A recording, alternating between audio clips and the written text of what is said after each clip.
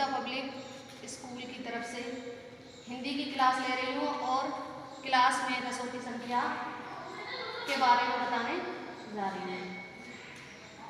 तो देखिए, रसों की जो संख्या है वो आचार्यों ने 11 निर्धारित की है। वैसे रस 9 बताए हैं, लेकिन कुछ आचार्यों ने इनकी संख्या को 11 निर्धारित किया है।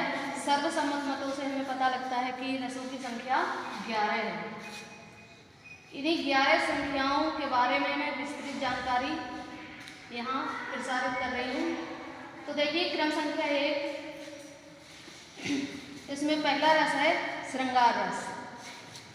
श्रृंगार रस, इसका स्थायी भाव होता है रति, और रति को कहते हैं प्रेम। रति का प्रेम होता है, यहाँ लिख भी दिया गया है प्रेम।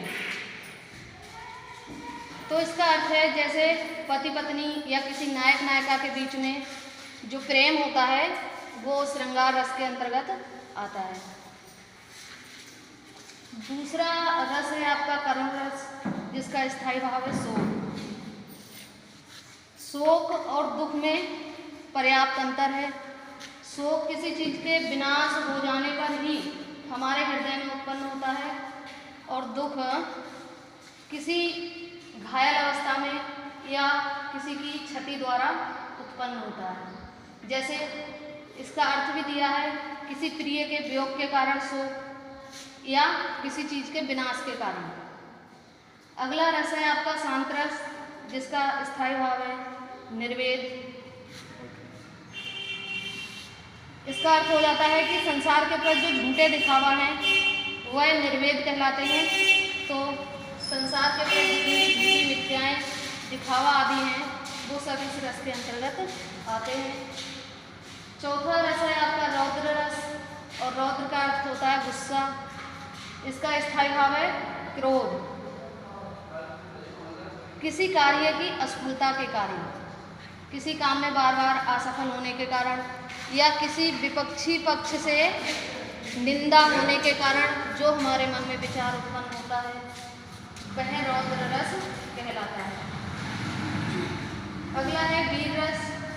इसका स्थायी भाव है उत्साह, और उत्साह का अर्थ होता है खुशी, उल्लास, मन में बहुत ज़्यादा उमंग का भाव, ये सब उत्साह कहलाता है। जैसे किसी खेल में बालक बार बार जीतता है या किसी कठिन कार्यों को करने में जो विजय हासिल करता है, उस समय हमारे मन में जो भाव उत्पन्न होते हैं वह वीर रस के भाव कहलाते हैं। अगला रस है हास्य रस, और हास्य रस का स्थायी भाव है हास। जहाँ हंसी खुशी का माहौल हो, बहुत ज़्यादा खुशी, जैसे किसी चीज़ को देखकर सुनकर हमारे मन में जो भाव पैदा हो रहे हैं वो हास्य रस के कारण होते हैं। सातवां रस है आपका भयानक रस। भयानक रस को हमारे रसों में नहीं जोड़ा गया था, लेकिन ज़्यादातर विचार इस बात पे सहमत किए गए थे कि अगर इस रस को नहीं जोड़ते हैं तो ये रस हमारी संख्या को कम कर देता है।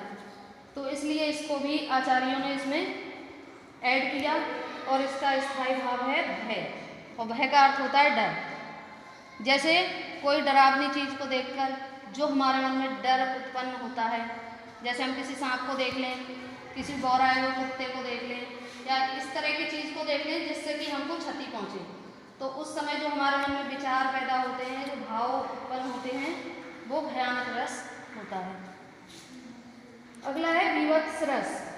विवत्स रस का स्थायी भाव हमारा गलानी, घृणा, या जो तरह के मलिन विचार आते हैं वो इसका स्थायी भाव है।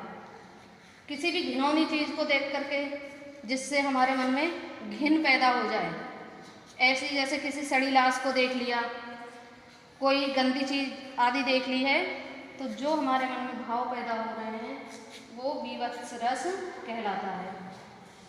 नमा रस है हमारा अद्भुत रस, और अद्भुत का अर्थ होता है अनोखा। इसका स्थायी भाव है आश्चर्य।